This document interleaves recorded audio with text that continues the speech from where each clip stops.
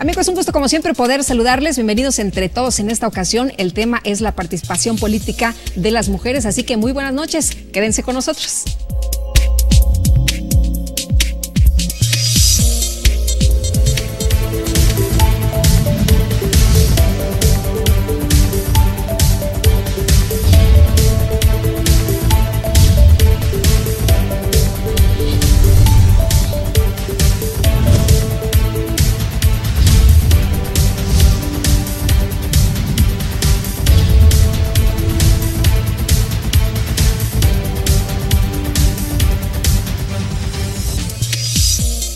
Y les quiero presentar a nuestras invitadas esta noche. Les agradezco que nos acompañen aquí. En el estudio está la maestra Roselia Bustillo Marín, del Tribunal Electoral del Poder Judicial de la Federación. Muchísimas gracias por estar aquí. Buenas noches, Lupita. Bienvenida.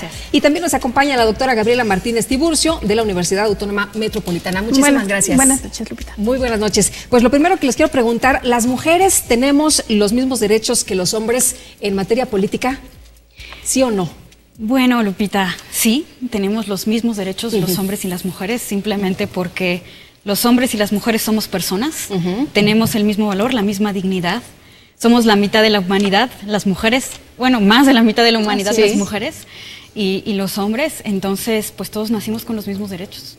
Y bueno, esto se oye muy bonito, pero en la vida real, en la realidad a la que nos enfrentamos de manera cotidiana, ¿esto es así? Bueno, no, evidentemente hay pues muchos datos estadísticos que nos están demostrando que hoy en día la mujer no tiene la misma presencia política que los hombres, ¿no? A pesar de que somos todos seres humanos y todos tenemos los mismos derechos, evidentemente no es así, ¿no? Sí tenemos ahí una disparidad en la presencia de la mujer en estos cargos públicos, por ejemplo, ¿no? Y en cargos de elección popular.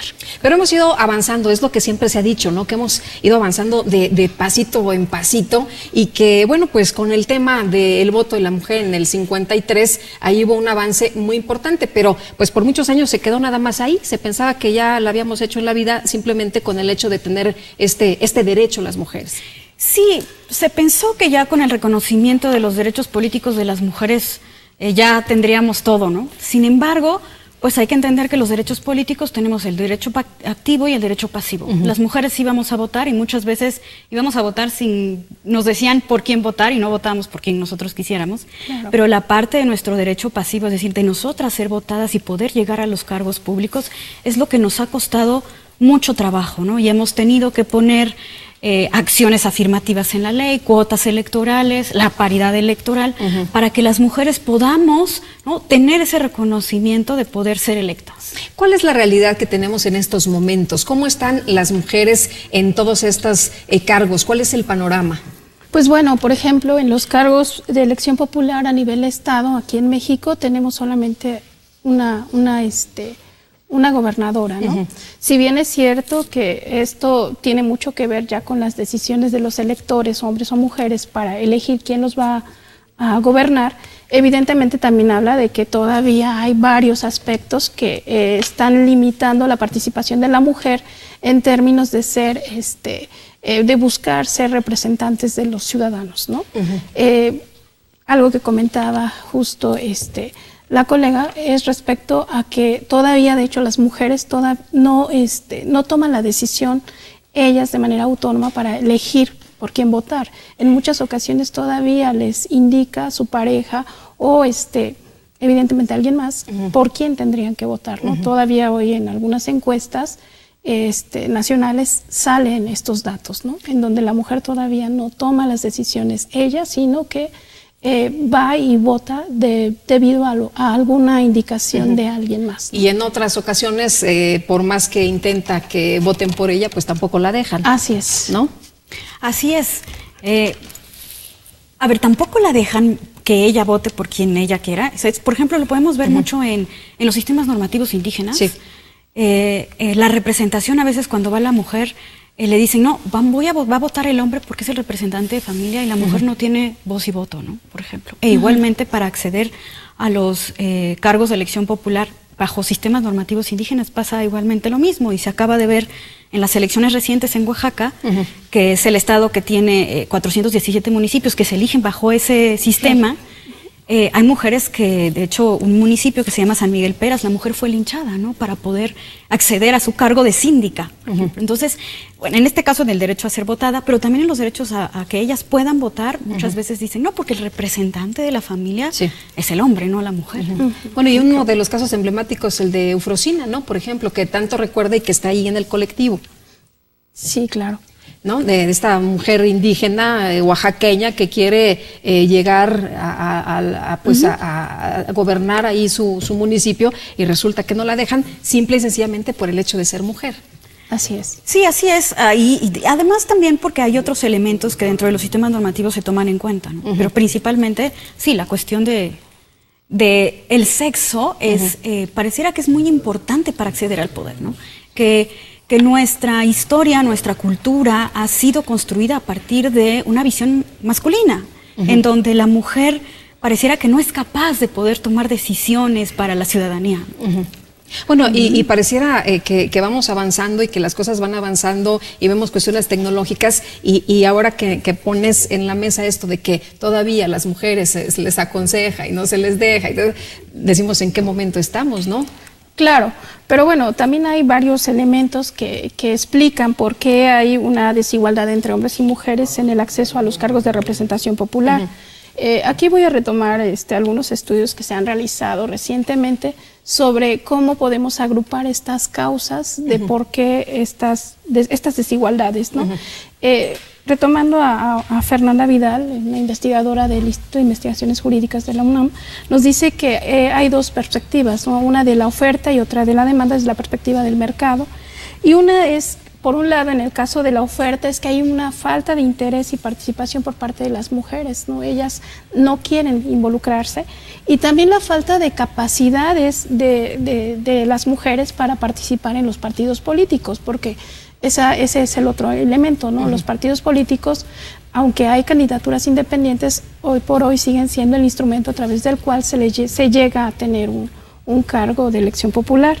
Y la otra vertiente, que es la perspectiva de la demanda, pues tiene que ver ya con los arreglos institucionales, todo el sistema electoral y los partidos políticos, de cómo se dan estas formas de participación, ¿no? Por esto, esta cuestión de las cuotas de género y después la de paridad. Y el otro elemento son los aspectos culturales que justo comentaba Rosaelia respecto a roles de género y de educación, ¿no? Que evidentemente estas son están más presentes en el régimen de usos y costumbres, como es el caso de Oaxaca, ¿no?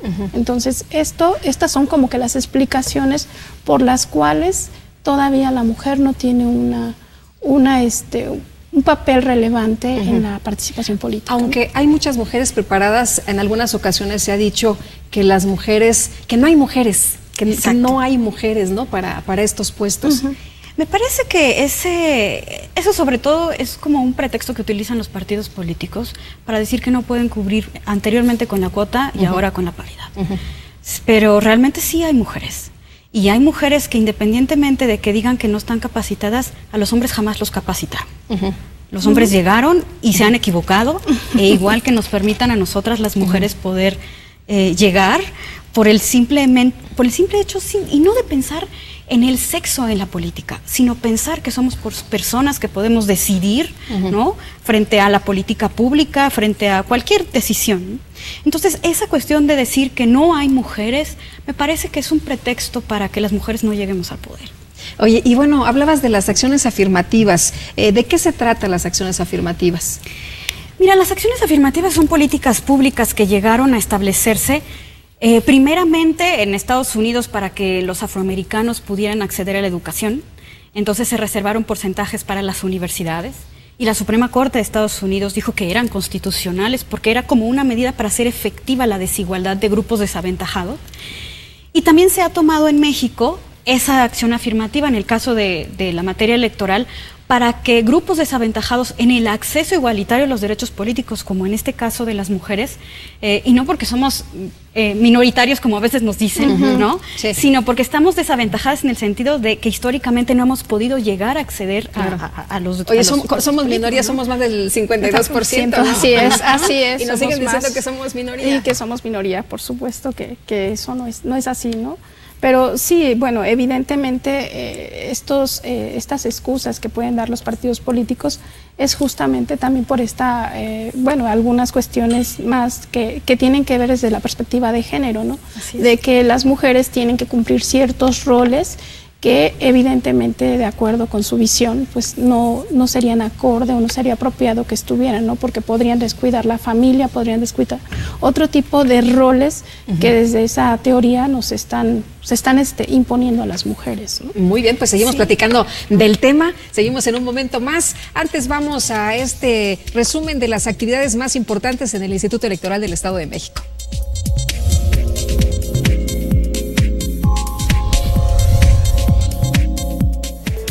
El IEM da puntual seguimiento a las tareas de coordinación en materia de capacitación con el INE, que son fundamentales para integrar a los funcionarios que conformarán las mesas directivas de casilla, ya que de esta forma se desarrolla el procedimiento que permitirá contar con los funcionarios encargados de recibir los votos de sus vecinos, contarlos y trasladar el paquete electoral a cada consejo distrital electoral.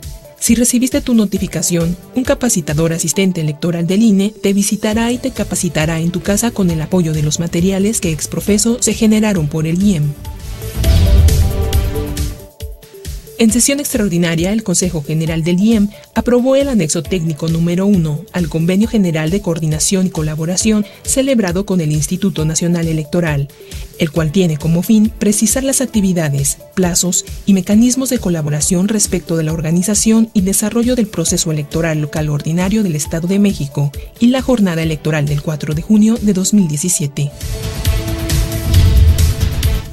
El doctor Gabriel Corona Armenta, consejero electoral del IEM, impartió la conferencia El voto de los mexiquenses que radiquen en el extranjero a estudiantes del Centro Universitario UAM Valle de México, ubicado en el municipio de Atizapán de Zaragoza, en donde afirmó que con la reciente reforma electoral se hizo posible que los mexiquenses que viven en el extranjero puedan votar y elegir al próximo gobernador de la entidad. Este evento estuvo coordinado con la Junta Distrital del IEM número 29 de Naucalpan de Juárez.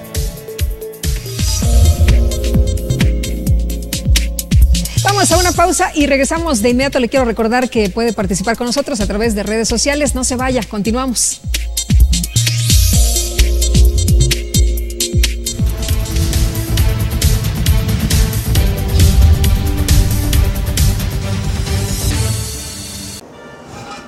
Cómo extraño a mi gente.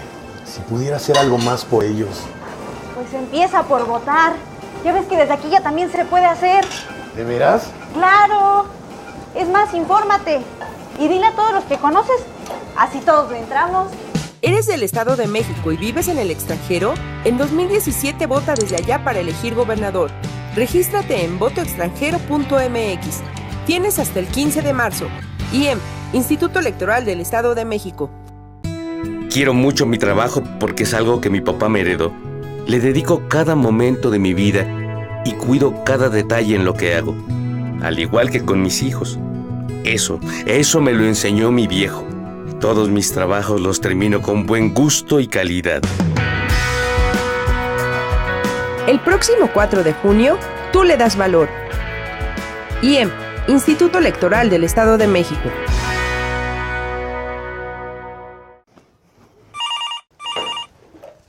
¿Cómo está, ma? Mijo, dile a tu tío Chucho, a tu tío Juan, a doña Chave, a don Benito y a su esposa, a la amiga de Beto y a todos los que veas que ya pueden votar desde allá. Si tienes familiares en el extranjero, avísales que en las próximas elecciones en el Estado de México ya podrán votar. Diles que se registren en votoextranjero.mx. Tienen hasta el 15 de marzo. IEM, Instituto Electoral del Estado de México.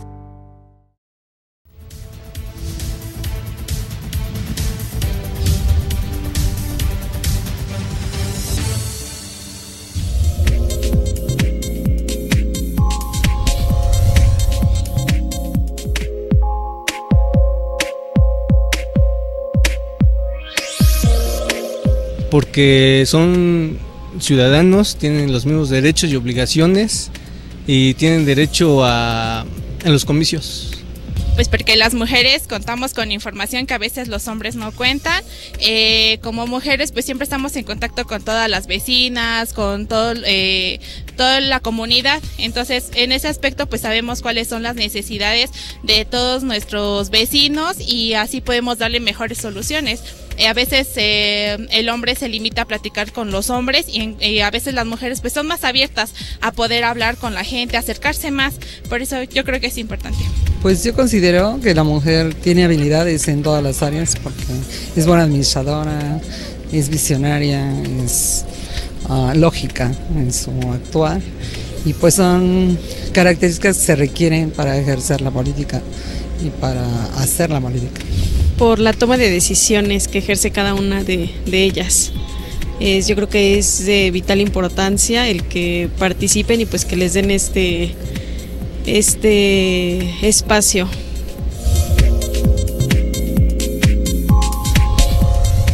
Bueno, pues ahí está, las mujeres preparadas, participativas, con ganas de hacer las cosas. ¿Y por qué es importante que haya más participación de las mujeres en cuestiones de política? Pues bueno, algo que comentaban algunas de las personas entrevistadas tiene que ver justo con que hay necesidades distintas, ¿no? Tanto para las mujeres como para los hombres, y las mujeres sí necesitan establecer cuáles son aquellas necesidades que no necesariamente a veces los representantes que son hombres conocen, ¿no? Y saben de estas cuestiones. La otra, pues también por cuestión de justicia, ¿no? El hecho de que las mujeres también tengan derecho a tomar decisiones y a llevar asuntos que en algunas ocasiones pueden ser justos para mujeres, ¿no? Por ejemplo, en el caso de cómo yo como profesional puedo ser madre, puedo ser profesional, y qué necesito yo en términos de política pública para que pueda tener estas dos posibilidades, ¿no? De ser madre y ser profesionista. Roselia. A mí, mira, me parece que esa importancia tiene que ver con que es cierto, como dice Gabriela, tenemos que ver las decisiones que se toman en los cargos públicos, las decisiones de los cargos públicos de poder, porque así podríamos tomar decisiones integrales tomados desde que las decisiones muchas veces vistas desde solo un sexo, podríamos decir, pues a veces corta la visión de la necesidad del otro. Entonces, tomarlos de manera integral ayudaría mucho a tener decisiones que nos puedan ayudar a todos, ¿no? Y además, pues porque pues somos personas, ¿no? Y eso es un hecho muy importante. Es un hecho muy evidente. Claro. Oye, y bueno, nos quedamos con algunos puntos de las acciones afirmativas. Ah, sí, te decía que en la materia electoral la acción afirmativa se retomó, podríamos decir que desde 1993, 96 ya teníamos en la ley la cuota, pero muy escasa, así de procurarán los partidos políticos. Y nunca procuraban. Nunca procuraban. Y esta se volvió ya, podríamos decir, obligatoria, esta política pública traducida en una cuota, en donde los porcentajes para los registros de las candidaturas, los partidos políticos tenían que registrar primeramente un 70-30 de género, ¿no? Porque luego decían de mujeres al 30 y los hombres al 70, cuando esa era no al revés, interpretación. ¿no? Claro. ¿Por qué no al revés? Claro. ¿Sí? Y ya en el 2007-2008 fue que se modificó la legislación electoral y ahí nos modificaron el porcentaje de esta política pública, que al final es como les dicen la teoría del banquito, ¿no? Es decir, para poder llegar a la igualdad en el acceso de los derechos tenemos que poner algo para que todos lleguemos, y en este caso es esa cuota, ¿no? Para que podamos llegar. Y bueno, actualmente ya esa política pública ya no hay cuota. Ya es paridad. Con la reforma 2014 se modificó y tenemos ya en el artículo 41 constitucional el principio de paridad, que es ya 50-50 obligatorio. Y bueno, muchos hombres no estaban de acuerdo con esto, decían, bueno, ¿por qué no es justo que por el simple hecho de ser mujer te toque el 50%? Bueno, pero como acabamos de señalar, hay varios argumentos por los cuales es importante que la mujer también tenga un rol relevante dentro de las acciones y tomas de decisiones de política pública y de acción gubernamental, porque al final las decisiones que se toman no solamente van orientados a si eres hombre o si eres mujer, ¿no? Justo por esta cuestión que también se está viviendo en cuestiones de violencia y demás, pues se ha buscado la necesidad de que sean también las mujeres las que puedan llevar su voz y voto y su sentir justo respecto a por qué se debe de tomar ciertas decisiones y no otras, ¿no? Creo que sobre todo es eso, ¿no? Saber qué es lo que están viviendo las mujeres, qué están padeciendo en diferentes sectores de la sociedad y que puedan levantar la voz y señalar por dónde podrían mejorar ciertas acciones de política pública. Y además que no se hagan trampas, ¿no? Estas trampas con el 50-50 queda claro que las mujeres que tendrán que sustituir a las mujeres, los hombres y los hombres, y no este asunto de las Juanitas, por ejemplo, que vio el Tribunal Electoral del Poder Judicial de la Federación y que en su momento pues rompió este esquema de engañar a la ciudadanía, ¿no? De poner, ay hombre, pon a esta mujer, la que sea. De todas formas, ya cuando tenga el poder, pues ya la cambiamos y ponemos a un hombre, el que nosotros realmente queremos que vaya. Así es. Simulación nada más. Exacto. Esa sentencia, la 12624-2011, pues fue realmente, me parece que un parteaguas, ¿no? Es decir, interpretar la ley y decir, nosotros vamos a interpretar la ley de esta manera progresiva, en el sentido de que las fórmulas que se registran para las candidaturas, anteriormente pues no había una obligación de poner géneros, los mismos géneros, y el mismo sexo, y actualmente ya es propietario y suplente del mismo sexo, para que no ocurra esta cuestión de quitar a la mujer, ¿no? o que pida licencia y entonces los hombres suban al cargo. Pero también eso tendría que traducirse en que todas estas como fraudes a la ley o en los caminitos, que yo no sé por qué los partidos políticos donde sacan tantas imaginaciones, ¿no? Son tan imaginativos que tenemos que estar poniendo, ¿no? A cada rato, podríamos decir, reglamentando y subreglamentando, reaccionando a sus acciones. Y entonces esa sentencia me parece que fue muy importante para que se registraran, primero en ese entonces el 60-40 y ahora con el 50-50, ya está en la nueva ley electoral, en donde sí tiene que estar registrados las fórmulas con los mismos sexos, ¿no? Para que no. ¿Qué hemos ganado? ¿Qué hemos ganado? Bueno, todavía nos falta un largo camino por recorrer, porque pues bueno, la reforma es reciente, es del 2014, y a pesar de que ha habido hubo elección el año pasado en algunas entidades federativas, todavía nuestros datos respecto a cómo está la mujer en cargos públicos y en espacios de gobierno, pues es todavía muy, muy limitado, ¿no? Por ejemplo, en el caso de los 2.441 municipios y las de 16 delegaciones, tenemos que solo hay 7.3% son mujeres que son presidentes municipales, ¿no? De esto el porcentaje se incrementa un poquito cuando hablamos de síndicos y suben a un 25.7% y para regidores a un 35.1%, pero todavía estamos muy bajos en términos de ser gobernados por mujeres, al menos en los ámbitos locales, ¿no? Bueno, ¿qué pasa, por ejemplo, en la Cámara a nivel federal? Bueno, ahí vemos que ya hay un incremento importante, ¿no? Ya hay una representación más grande de las mujeres en términos de que el 42.6% son mujeres que son diputadas y alrededor del 37% son senadoras, ¿no? Entonces, pero esto gracias a lo que se ha movido, ¿no? A los cambios, porque si no tendríamos exactamente los mismos números. Así es, ¿no? Pero bueno, vemos todavía que a nivel nacional, a nivel federal, los datos son un poquito más gratificantes para la participación y representación de la mujer, pero en el ámbito local todavía. La verdad, los números en el ámbito federal. En el ámbito federal, bueno, por ejemplo, en el caso de la Suprema Corte de Justicia, vemos que para el 2013 solamente 2 mujeres fueron ministras, ¿no? El 18%.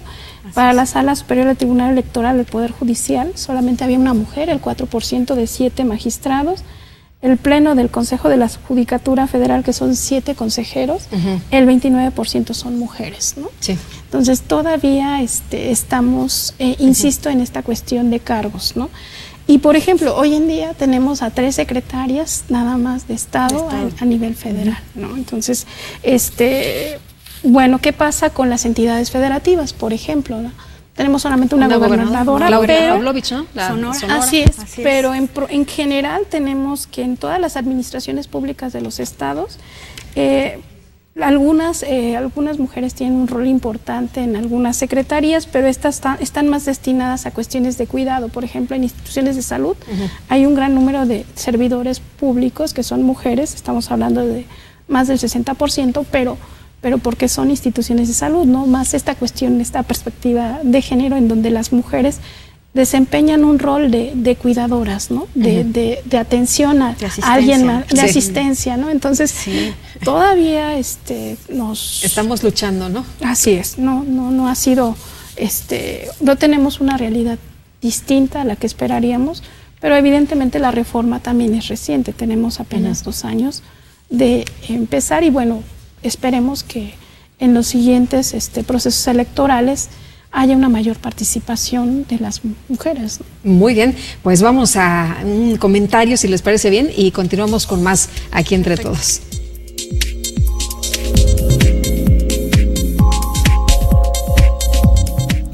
Por su amplia repercusiones, el tema de la libertad de expresión está presente en todos los procesos electorales y en todas las reformas que se han hecho en nuestro país. Es un tema polémico y adquiere especial significación en cada proceso electoral. Es un tema también que está referido a nuestro Carta Magna en el artículo 6, que también tiene implicaciones a nivel internacional, en el caso concreto de México en América Latina, en la Comisión Interamericana de Derechos Humanos, y a nivel ya internacional, a nivel de Naciones Unidas, a través de instancias que se encuentran en nuestro país. En cada proceso electoral, a mi parecer, es importante que los partidos políticos tengan y adquieran un proceso de responsabilidad sobre los mensajes que se emiten. Nuestro marco jurídico es muy claro en términos de lo que se precisa por libertad de expresión. Sin embargo, existen mecanismos tecnológicos a partir de los cuales se vulneran y se inician lo que se llaman guerras sucias. Si bien nuestro marco regulatorio en procesos electorales es muy preciso sobre lo que es las pautas de contraste en las campañas electorales y tenemos una legislación fuerte en este tema, sin embargo existe todavía hechos que vulneran a la vida de los actores políticos y a la libertad de expresión. Tenemos que hacer una pausa, pero regresamos de inmediato, así que la invitación para que continúe con nosotros.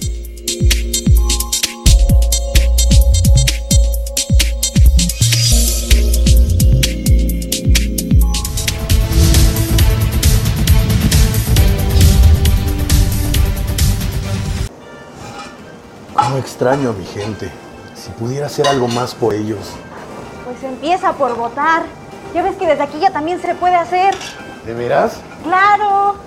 Es más, infórmate y dile a todos los que conoces, así todos le entramos. ¿Eres del Estado de México y vives en el extranjero? En 2017 vota desde allá para elegir gobernador. Regístrate en votoextranjero.mx. Tienes hasta el 15 de marzo. IEM, Instituto Electoral del Estado de México. Quiero mucho mi trabajo porque es algo que mi papá me heredó. Le dedico cada momento de mi vida y cuido cada detalle en lo que hago, al igual que con mis hijos. Eso me lo enseñó mi viejo. Todos mis trabajos los termino con buen gusto y calidad. El próximo 4 de junio, tú le das valor. IEM, Instituto Electoral del Estado de México.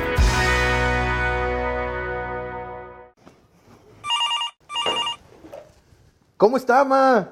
Mijo, dile a tu tío Chucho, a tu tío Juan, a doña Chave, a don Benito y a su esposa, a la amiga de Beto y a todos los que veas que ya pueden votar desde allá.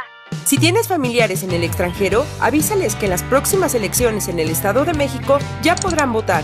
Diles que se registren en votoextranjero.mx. Tienen hasta el 15 de marzo. IEM, Instituto Electoral del Estado de México.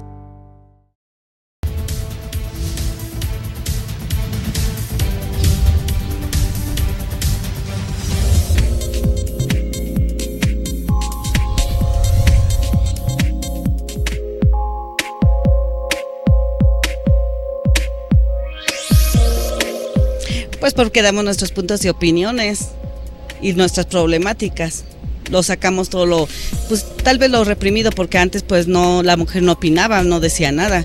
Y ahora ese espacio se nos crea para opinar, para decir qué es lo que nos hace falta y nos crea un nuevo espacio. No nada más las mujeres, sino en sí todos. Si te das cuenta, no nada más las mujeres son las que necesitan ese espacio. Necesitan espacio las personas que están inválidas, el espacio, pero no nada más para las mujeres, sino para en general, sí. Porque también la voz de la mujer cuenta y cuenta mucho, ¿no? También nosotros debemos de opinar y creo que ya es justo que también hablen las mujeres, ¿no?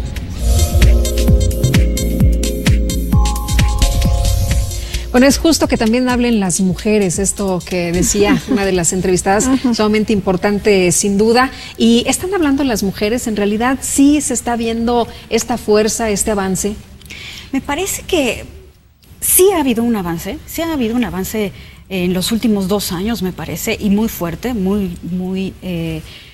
pues con muchos grupos de mujeres que están impulsando. Sin embargo, me parece que hay grupos de mujeres que se quedan arriba y que no bajan.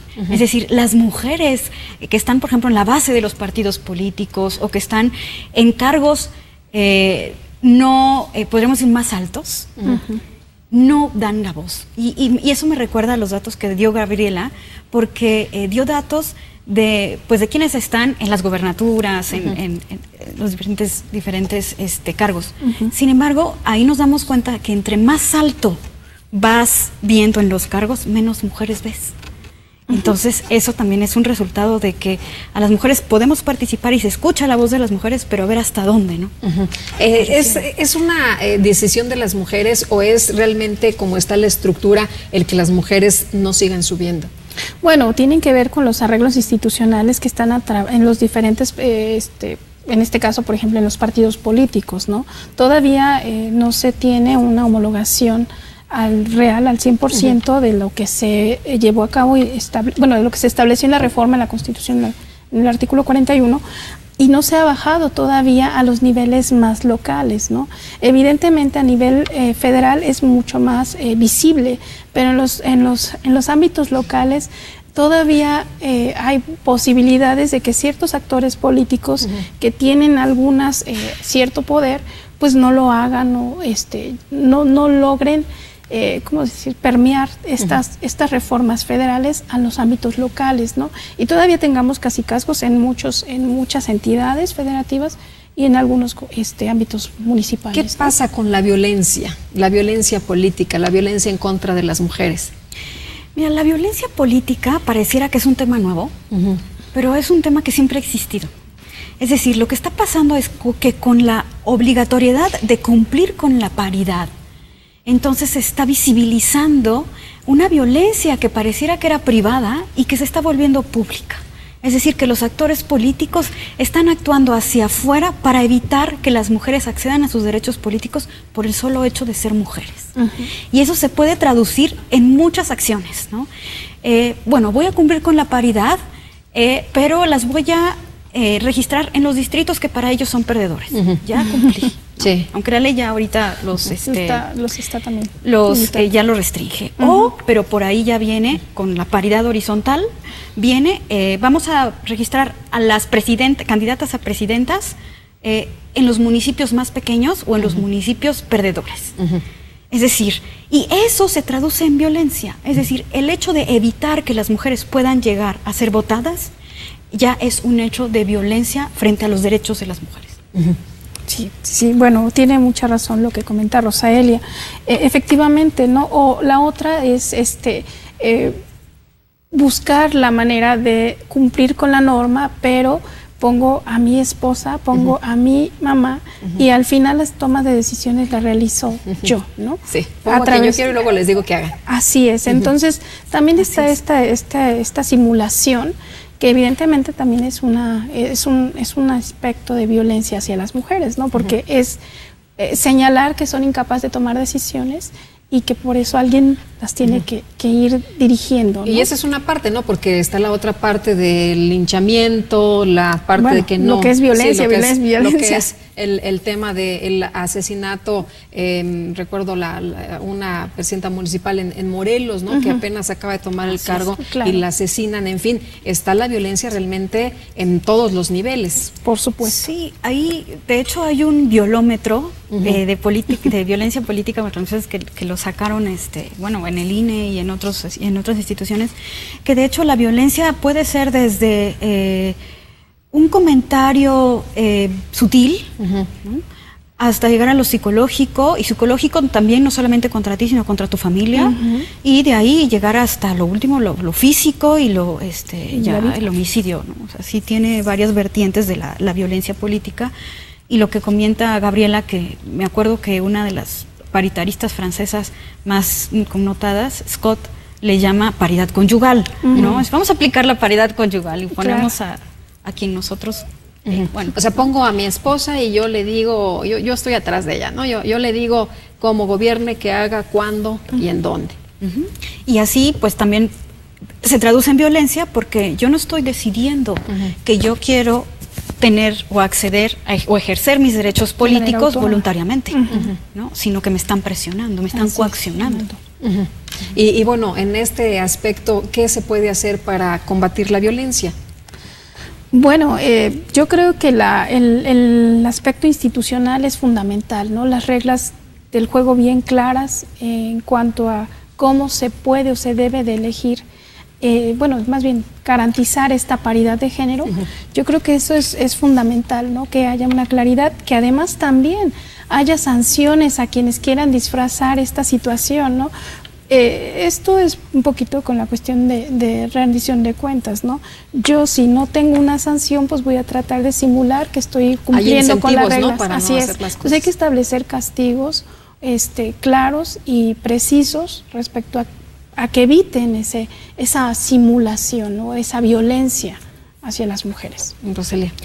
Y también hay otra cuestión, esta violencia también actualmente se está traduciendo, y ahora que tienen pues ustedes aquí en el Estado de México hay proceso electoral, lo podemos ver muy bien en la propaganda, es decir, la propaganda que pues todos los partidos políticos para llamar al electorado presentan con sus candidatos. Hay propaganda que ha sido y que en sentencias del Tribunal Electoral se ha considerado violencia política contra las mujeres, ¿no? Por ejemplo, con la gobernadora de Sonora, que se decía que las mujeres cargadas y en la esquina como las escopetas en su casa, ¿no? Sí, porque no podían en ese sentido. Y también otra parte de la violencia tiene que ver con que no se les reparte el dinero del financiamiento de igual manera a los candidatos que a las candidatas, ¿no? O los spots de radio y televisión.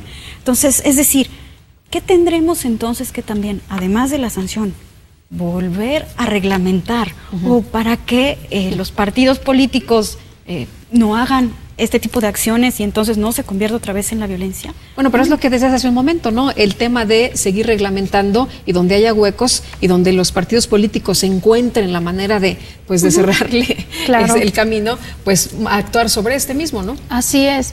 Pero bueno, también consideremos que conforme también exista mayor participación de las mujeres, también tendrán mayor poder de veto, ¿no? De poder decidir, de legislar en favor de las mujeres y de por ejemplo, en el caso del presupuesto también ya hubo una reforma después de la reforma del 2014, en donde ya se están considerando dentro de cómo presupuestar también acciones que vayan orientadas justo a fortalecer a las mujeres, ¿no? En términos de presencia y también en cuestiones políticas, ¿no? Muy bien, pues tenemos que ir a esta cápsula sobre cultura, pero enseguida retomamos el tema y seguimos platicando, por supuesto.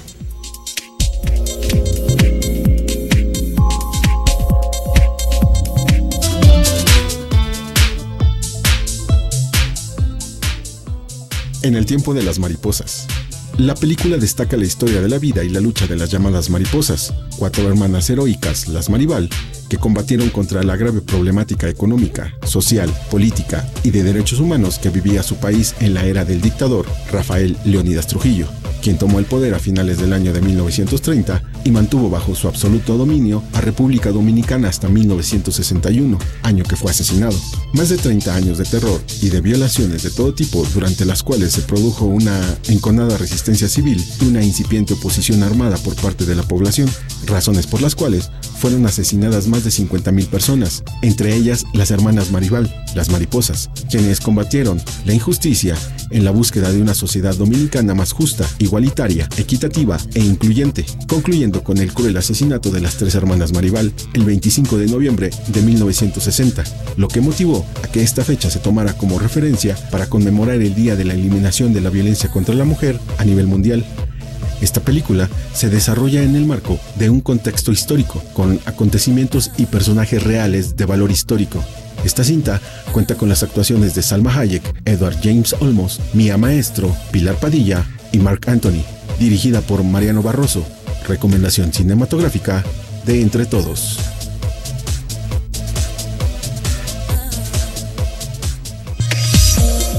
Amigos, hacemos una pausa y regresamos de inmediato.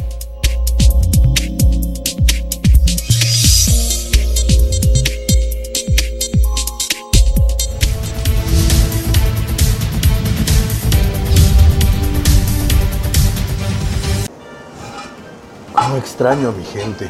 Si pudiera hacer algo más por ellos. Pues empieza por votar. Ya ves que desde aquí ya también se puede hacer. ¿De veras? ¡Claro! Es más, infórmate. Y dile a todos los que conoces. Así todos le entramos. ¿Eres del Estado de México y vives en el extranjero? En 2017 vota desde allá para elegir gobernador. Regístrate en votoextranjero.mx. Tienes hasta el 15 de marzo. IEM, Instituto Electoral del Estado de México. Quiero mucho mi trabajo porque es algo que mi papá me heredó.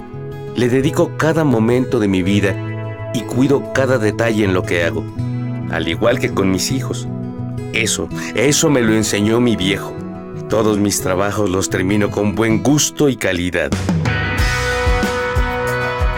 El próximo 4 de junio, tú le das valor. IEM, Instituto Electoral del Estado de México.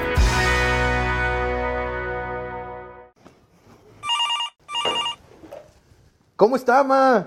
Mijo, dile a tu tío Chucho, a tu tío Juan, a doña Chave, a don Benito y a su esposa, a la amiga de Beto y a todos los que veas que ya pueden votar desde allá. Si tienes familiares en el extranjero, avísales que en las próximas elecciones en el Estado de México ya podrán votar.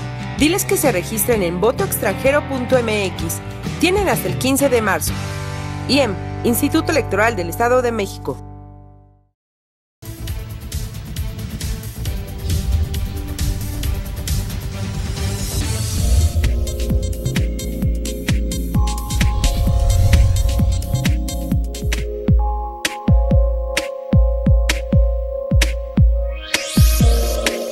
Bueno, yo creo que todos tenemos derecho, tanto los hombres como las mujeres, porque somos parte de la sociedad, ambos. Bueno, porque de esa forma podemos generar más derechos para nosotras y pues también como de alguna forma reconocer a las mujeres que consideraron importante cuando no se podía y cuando no teníamos tanta apertura como ahora, pues también darle seguimiento a ese trabajo que se generó. Bueno, pues es importante por lo mismo de que ella también tiene los mismos derechos que uno. Y la mujer no se le toca ni con el pétalo de la rosa. ¿Por qué? Porque es una dama que es más trabajadora que uno de hombre. Porque ella mantiene, bueno, le da a uno de comer, le da a uno hijos, lo lleva a la escuela, le plancha a uno. Bueno, tiene mucho más trabajo que uno de hombre. Y eso me imagino yo.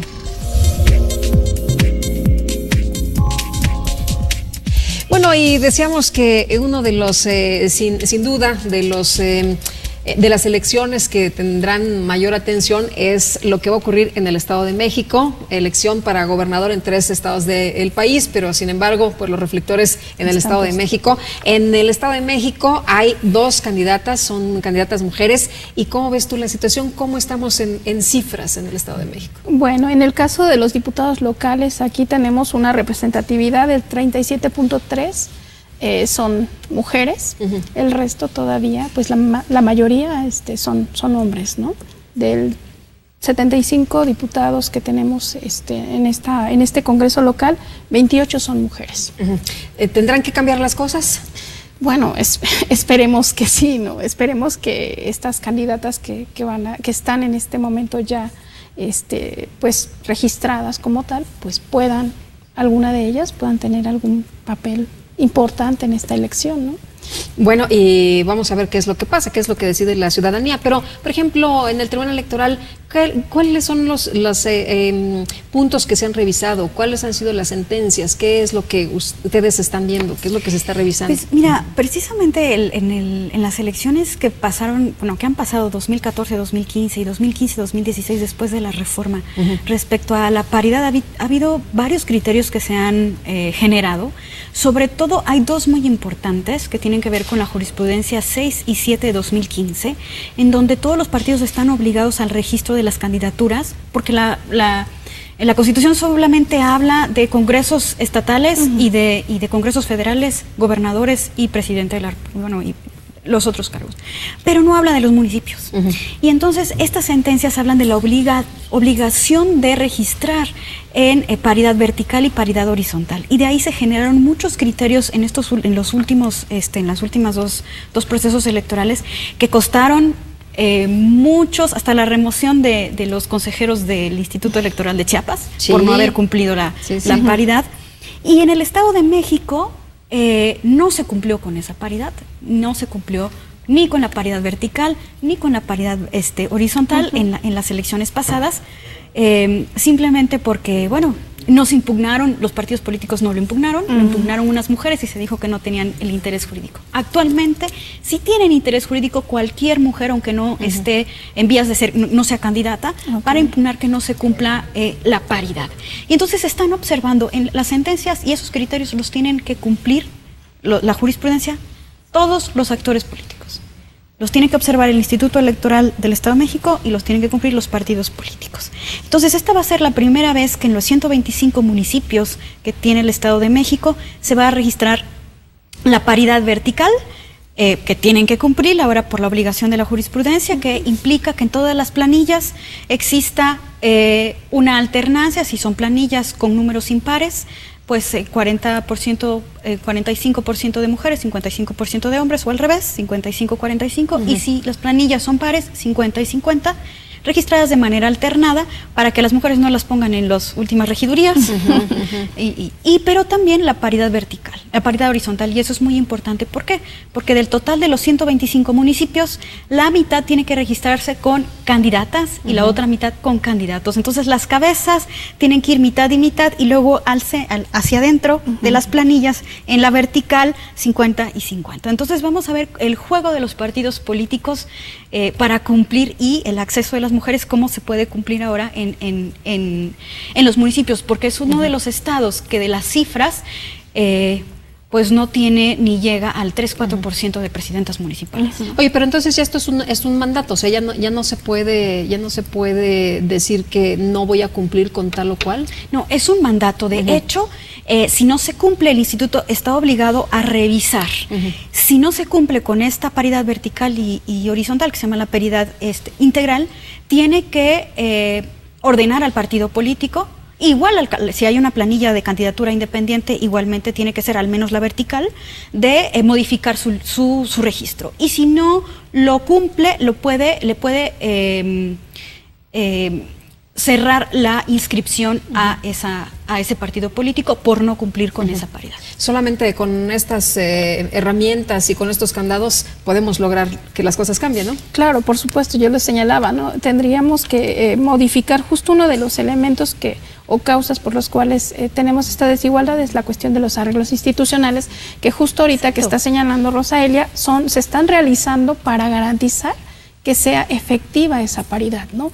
Evidentemente esto ha sido un avance considerable en términos de reglas, ¿no? Del juego para poder llegar a alcanzar esa paridad. Pero bueno, todavía vamos a ver con qué sorpresa pudieran salir los partidos políticos para darle la vuelta, ¿no? Bueno, pues vamos a ver en el camino cómo se ponen las cosas. Por lo pronto yo quiero preguntarles, ¿hacia dónde deberíamos de ir en estos temas de paridad? ¿Hacia dónde deberíamos de ir con estos temas de participación de la mujer en la política?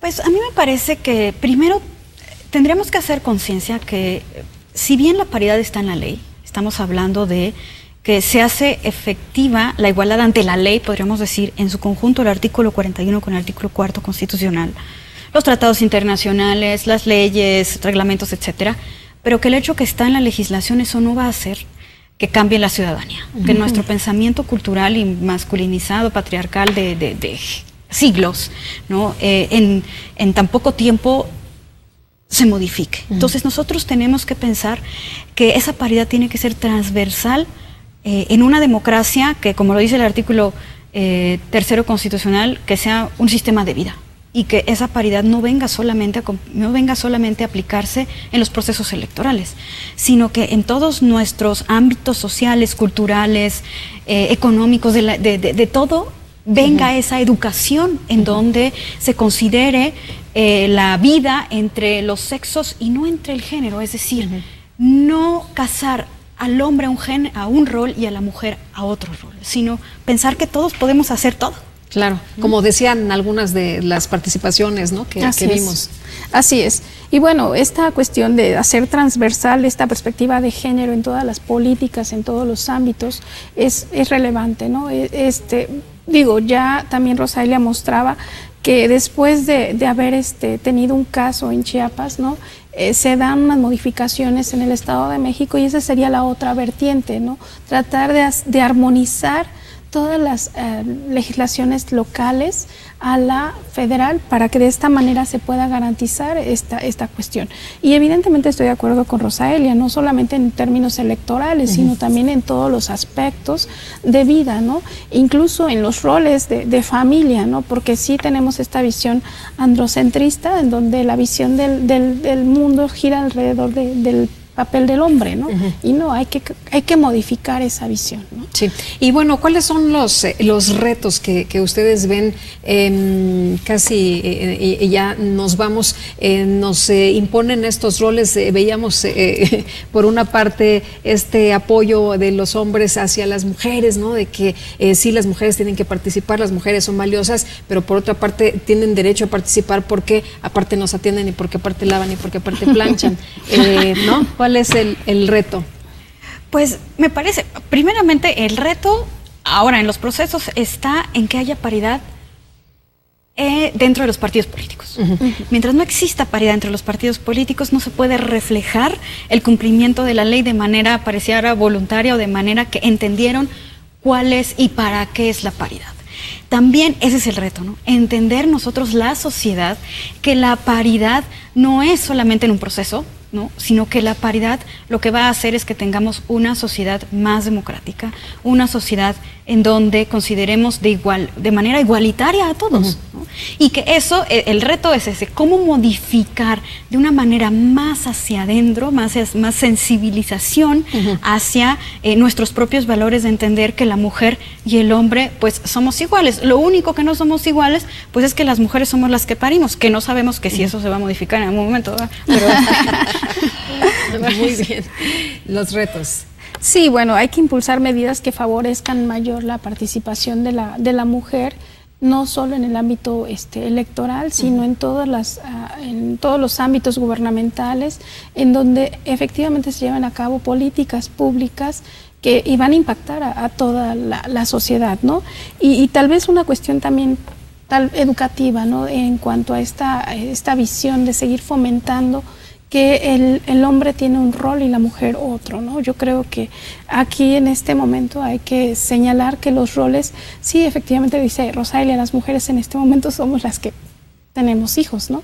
Pero bueno, las actividades sí tienen que ser divididas. Exacto. Independientemente de si soy hombre, si soy mujer, y eso también tiene que ver mucho con una cuestión cultural, que queramos o no, también es otra de las causas por las cuales las mujeres tampoco tienen una participación amplia en la política. Pues ahí está el reto y ahí está la tarea. Les agradezco a las dos que han platicado con nosotros aquí. Gracias. Entre todos. Muchísimas gracias. Y muchas gracias también a usted por habernos acompañado. Que tenga muy buena noche, buena semana, que la pase muy bien.